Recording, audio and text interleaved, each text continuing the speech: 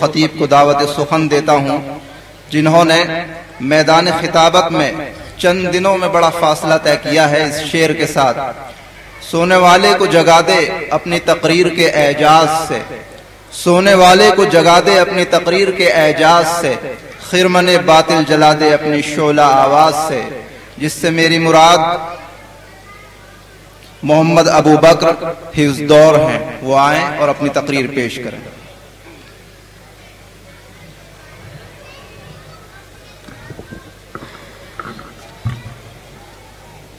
الحمدللہ الذی ابدع علی فلاک والارضین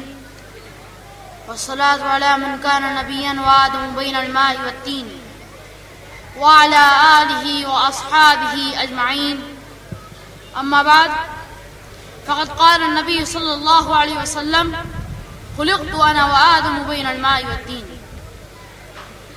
سب سے پہلے مشیت کے انوار سے نقش روح محمد بنایا گیا، سب سے پہلے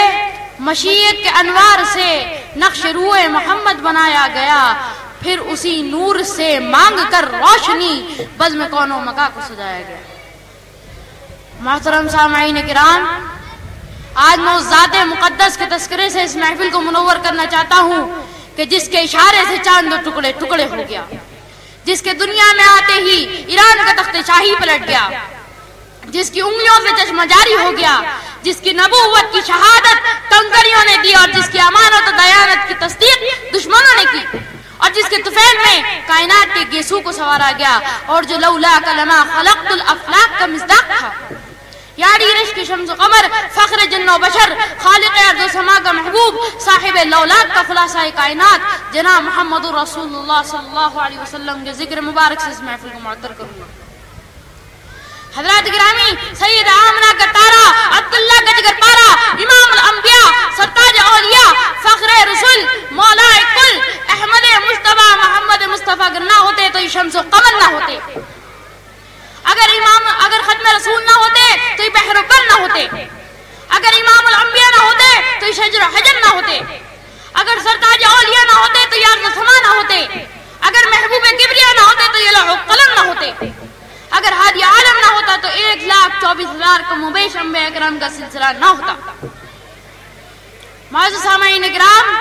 چنانچہ سید الوجود مظہر عتم رب ودود کا ارشاد ہے کہ جب اللہ تبارک و تعالیٰ نے آدم کو پیدا کیا، جب ان میں روح ڈالی گئی تو ان کی نگاہ عرش پر پڑی، تو کیا دیکھتے ہیں کہ عرش کے پائے کے اوپر لکھا ہوا ہے لا الہ الا اللہ محمد رسول اللہ۔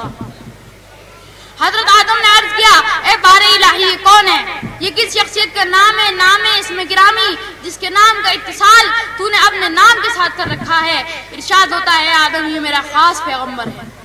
تیری ہی اولاد میں سے ہوگا۔ اے آدم اگر مجھے ان کا پیدا کرنا مقصود نہ ہوتا تو سن لو، تمہیں بھی پیدا نہ کرتا، تمہیں اس لیے پیدا کیا کیونکہ ان کو دنیا کے اندر لانا تھا۔ معزز سامعین کرام، یہی وہ مقدس ہستی ہے جس کے صدقے میں ایمان کی گرا قدر دولت نصیب ہوئی، اسی کے صدقے میں رب ذوالجلال کی محبت نصیب ہوئی، اسی کے صدقے میں جنت کی نعمت عظمی وجود میں آئی، اسی کے صدقے میں حوض کوثر کا شاندار مشروب بنایا، اسی کے صدقے میں قرآن پاک کا بے مثال تحفہ عنایت ہوا، اسی کے صدقے میں نماز کا تحفہ عنایت ہوا، اسی کے صدقے میں جواد مسلسل 1,00,000 جانساروں کا قافلہ تیار ہوا، ایسے جانسار جنہیں اپنی جان سے زیادہ اپنے محبوب کی جان پیاری تھی، جنہیں اپنے خواہش سے زیادہ اپنے محبوب کی بات پیاری تھی۔ فرزندان توحید، خدا قادر قیوم نے پوری کائنات کو 6,000 سال میں پیدا کیا۔ ارشاد ہے، ان ربکم اللہ الذی خلق السماوات والارض فی 6 ایام،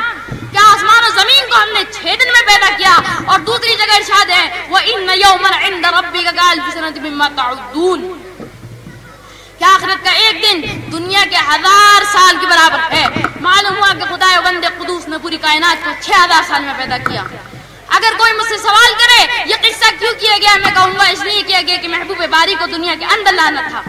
آسمان پر چھت ڈالی اس لیے کہ محبوب کو لینا تھا، زمین پر فرش ڈالا اس لیے کہ محبوب کو لینا تھا، زمین میں اگانے کی صلاحیت رکھی اس لیے کہ محبوب کو لینا تھا، دریا میں پانی رکھا اس لیے کہ محبوب کو لینا تھا، چاند سورج بنائے اس لیے کہ محبوب کو لینا تھا، ستارے بنائے اس لیے کہ محبوب کو لینا تھا، ستاروں میں قمقمے لگائے اس لیے کہ محبوب کو مولانا تھا،